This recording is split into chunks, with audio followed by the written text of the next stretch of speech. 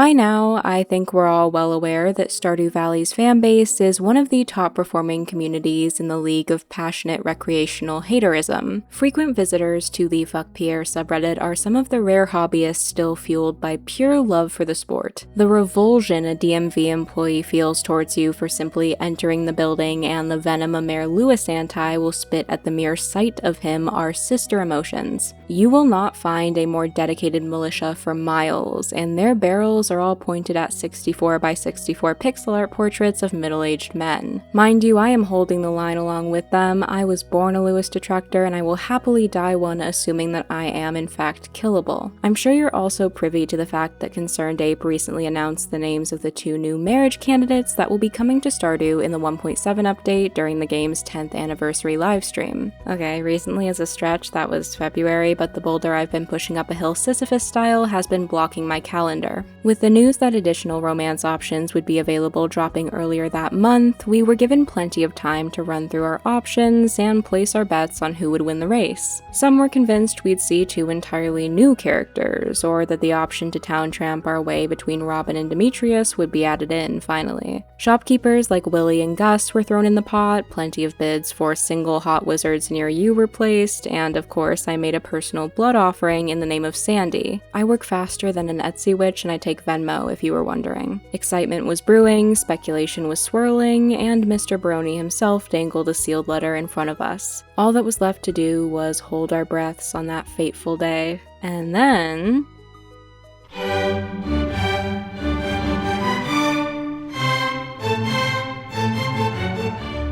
If Louis is the father and Pierre is the son, Clint is the Holy Spirit of Stardew's most unwanted, and I wouldn't say it's unwarranted. If you want an Omni-Geode or 2 cracked open, you've gotta request the services of a bristly, self-pitying blacksmith whose sense of dignity balances entirely on whether or not his crush likes him back. His story arc is a closed loop, starting and ending in a place of despair and loneliness, and he can't help but involve you, the farmer, in his hopeless pining. Every step forward that he takes seems to land him 3 steps backwards, which sends him spiraling further down into the pit of what some call inceldom. In other words, there are quite a few people who don't fuck with this guy. The massive oil spill that followed the livestream consisted of multiple arguments, questions, and a barrage of why him comments across social media. And you know what? That's a fair question. Why was it him? If a character is widely disliked by the community, what sense would it make to add a romance route for him, effectively making him more present in the game? Wouldn't that be a poor choice as a developer? Hi, I'm a licensed and practicing Clint hater, and I'm here to argue the exact opposite. Today, I will be presenting my case for Clint's romance and why I think he was a strategic choice for Stardew's latest bachelor. Without further ado, let's get into it. So, who is this fucking guy anyway? What's so controversial about him? Seeing as he is the Valley's only blacksmith, you can almost exclusively find him toiling away next to the flames at his shop. Either stationed behind the counter or hammering something at the anvil, he primarily functions as a shopkeeper NPC. Your most common interaction with him will be smashing rocks or upgrading your tools, which kinda requires him to be a mannequin during open hours. Although you can obviously chat with him and give him gifts, he doesn't interact with the world in the way that other, more prominent townsfolk do. You don't see him wandering to the general store, visiting his tender homoerotic friendship, or grabbing an ice cream cone in the summer. Mechanically, this is so you can access his services as needed, but it's also a scene setter. Before we even speak to Clint, we're given some context. He is confined to a visually dark, dingy building, which is also physically separated from the rest of the town by a river. He's sectioned off, grouped with only the museum and Joja. At best, he's next to a place that was ransacked and left empty, and at worst, he's under the game's main villain. The environment he's in immediately gives us a sense that Clint is othered, and in some ways shunned. Walk with me, okay? I know I sound like I'm pitching that there are hidden themes of opioid addiction in Pac-Man, but This does matter. When we do strike up a conversation with him, we get a very cut and dry idea of who he is, or at least how he views himself. He will tell you directly that he sees his day-to-day life in the shop as depressing, that he only became a blacksmith because it was his family trade. Business for him is slow and unfulfilling and monotonous. He's upfront with you, but unshakably negative and dismissive about himself. His only other natural habitat is the saloon, which he heads to each day after work.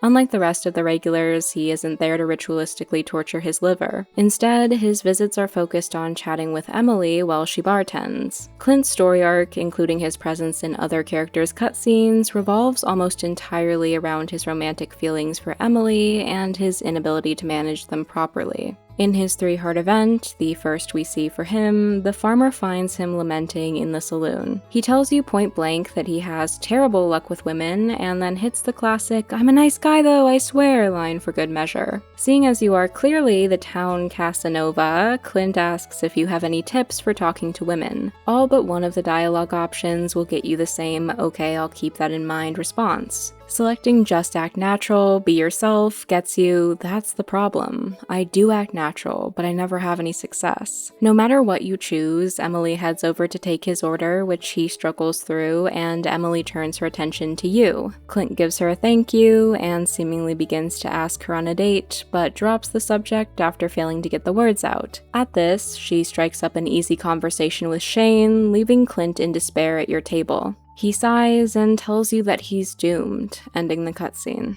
Depending on your first impressions of Clint, I think your interpretation of this interaction can vary somewhat, but there is a steady through line no matter what. Pity. Whether it's pity for him directly or pity through the lens of secondhand embarrassment, he's presented here as somewhat helpless. He builds up this expectation throughout his chat with you too. He self-deprecates, he admits defeat before he even starts speaking, and thus he fulfills his own prophecy. His nervousness and even self-doubt are more than understandable. I am happy to give him that. This is one of only 2 heart events that Clint himself currently has. We'll get to the second in a moment. Depending on how you personally play Stardew, the amount of context you have going into that cutscene can be wildly different from player to player. This could be the first time you're hearing of Clint's feelings towards Emily, or you may be aware of just how much he wants to be a co-owner of that Shopify crystal shop she's working on. That's not a dig, I love Emily, but we all know she's got a selenite tower up there for 50 smackers. At the flower dance, for example, on an odd-numbered year, he'll say, "I wonder if Emily would dance with me," which, judging by Shane popping and locking those Jojiko knees right on up to her, she would not. At the Festival of Ice, he's a little more direct. "Emily started helping me without any provocation. Does that mean something?" If your nose is a snowbird that likes to spend the winter in other people's business, you likely found the letter in his bedroom as well. It reads,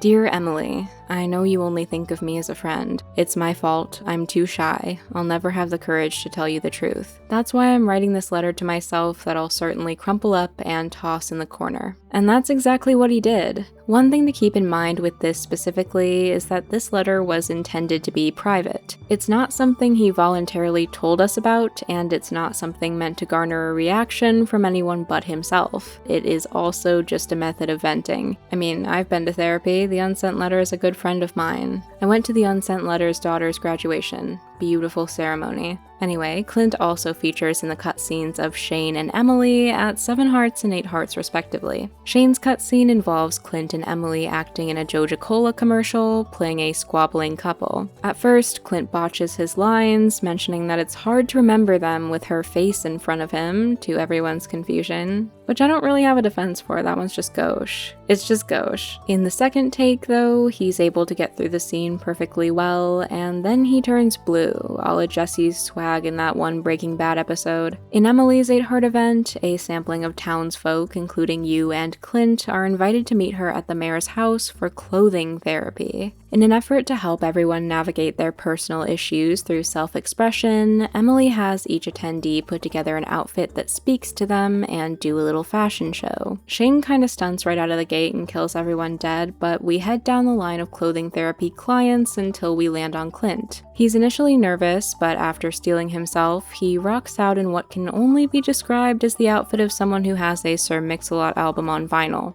Emily reacts with, "Aw, cute," which he doesn't seem that pleased with, and he trots outside. Once the house is empty, Emily walks up to you, blushing, before Clint bursts back in to tell her he can't go out in those clothes. The two of you jump and he takes in the scene, saying, "Oh, I guess I'm interrupting something here, aren't I? I understand. I'll leave now. Congrats." Emily looks confused as he walks away, and the heart event ends there. Now, Clint's final cutscene is only accessible if you haven't seen that event, meaning you'd have to fully befriend Clint before Emily to see it. A large chunk of Stardew players probably haven't come across it, which ignorance continues to be bliss. At 6 hearts, you catch Clint stationed in the bushes outside of Emily's house, watching her chew the fat with Caroline. He panics and explains that he was planning to ask Emily out on a date, but lost his nerve and dove into hiding at the sight of her. Once her and Caroline part ways, he hopes to crawl away unnoticed. You, for some fucking reason, tell him that you won't upgrade your tools ever again if he doesn't ask her out, causing him to giddy up and take the plunge. He interrupts the ongoing conversation and eventually is able to ask her to the Grampleton Carnival. She agrees, saying it sounds fun, and Clint heads over to report the news back to you. I don't think I need to say this, but just to be safe, watching someone have a chat outside their house from the bushes is a creepy fucking thing to do, no matter the intention. I think that would cross pretty much any given person's boundaries, including Emily's. While I think he is telling the truth about how he got into said bushes, I don't think sitting there, hidden, listening to her speak is an appropriate way to handle that. Anxiety will make you do some wacky shit, but that doesn't mean the wacky shit has no effect on others. I know we're getting out into the weeds here, but the weeds are adding biodiversity to the area, okay? We're doing the wildlife a favor. Hold my hand. Public nuisance behavior aside, this cutscene is shockingly hopeful for Clint, right? I mean, Emily agreed to go with him. He got what he wanted. Lassie finally showed up and rescued him from the well he's been kicking rocks at the bottom of. Except he gets dropped right back down on the way up. 1 week after the cutscene triggers, he asks if Emily mentioned their date to you, but quickly follows it up with, "Wait, don't tell me. I'm better off not knowing. Maybe I can still salvage my dignity." That tells me they aren't looking at drive-through chapels in Vegas or anything. We don't get any real confirmation of what happened, but perhaps the fact that he never explicitly said that the carnival outing was a date may have something to do with it. So nothing I've said here does anything to remedy Clint's personality or reveal a hidden underbelly that wipes away his missteps. While he can definitely be a sympathetic character, and having anxiety and issues with socialization is not a flaw, he is also in a state of learned helplessness. Watching someone self-flagellate over and over, no matter how much you care for them, will eventually become exhausting. When you've given up entirely on taking chances and improving yourself, the walls don't just come down on their own, and whipping yourself over your behavior doesn't excuse it. It is an endless cycle that leads you nowhere. And I say that as somebody who visits that spiral weekly. Can you hear the way I talk? Do you think I'm socially adept? In his current state, I don't have very fond feelings for the guy. This is exactly why I think he makes a fantastic candidate for marriage. As Clint's story stands, his arc has featured little to no personal development. His self-image doesn't change at all. His past and his backstory boil down to pretty much just blacksmith, and he's given no opportunity to reflect. I'm almost inclined to believe that his plot was always intended to be turned into a full-on romance because of how little meat there actually is. He's a blank slate with a myriad of issues to tackle in a way that a lot of the other single NPCs aren't. But I don't think understanding his lore is where the potential truly lies. Getting context is fine and all, but if Clint were to be given a redemption arc, his faults provide something unique to take on. Not only that, but handling them properly now rather than in 2016 when the game came out might even have more of an impact. I doubt you need me to explain that we're living in an increasingly misogynistic culture that encourages men to turn their own insecurities with women into hatred for them. Incel rhetoric and hypermasculine alpha male slop are more prevalent in media than ever.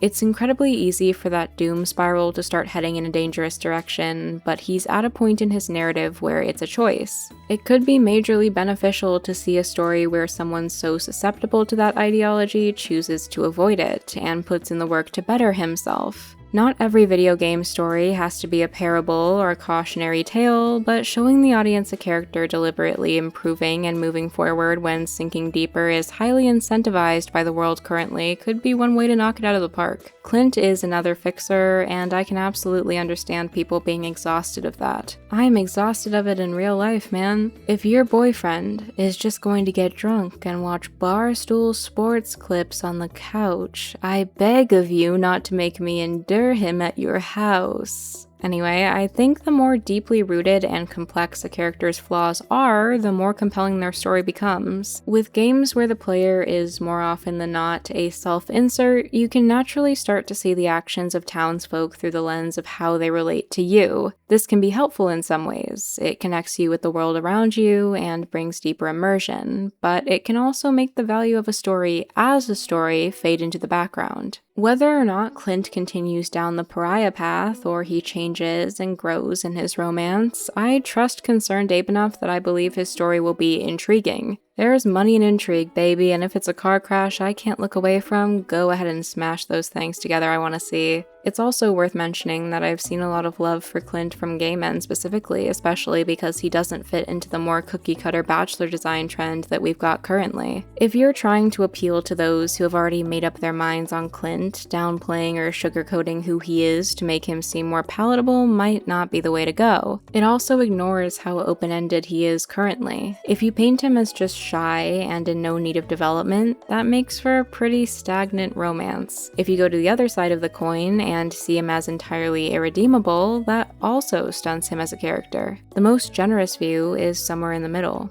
But, most importantly, you do not have to find Clint likable to see his story as worthwhile and entertaining. How you feel about a character doesn't determine how good or necessary their presence is. Clint haters should stand firm in their beliefs and continue to hate on him if they so choose. Clint lovers should remain just as steadfast. I honestly can't wait to see what Concerned Ape wants to do with him as a character. I think he was the perfect choice for the next Bachelor, and I also dislike him immensely. That's my case. Hi, quick alert from Editing Salem here. I have astoundingly poor timing and happened to be about midway through this video when I realized that SALAMENCE'S had recently posted a video on the same topic. A really good video too. SALAMENCE'S is awesome. I didn't want to scrap this, and I think having multiple perspectives on the same issue is valuable, but I do want you to head over to SALAMENCE'S channel and also watch his video as well, because it is really good. Go check him out. Thank you so much. Okay, sorry. Bye. Thank you so much for watching. You can DM me on Instagram if you want a cardboard cutout of my face to throw darts at. You do have to pay for it though. I hope you enjoyed this video at least somewhat, and if you want to share your opinions on Clint, feel free to do so below. Thank you to all of my members for your constant support. You are so appreciated, and thank you to Concerned Ape for giving me content. I will see you all next time. Stay safe, stay wonderful, my friends, and goodbye.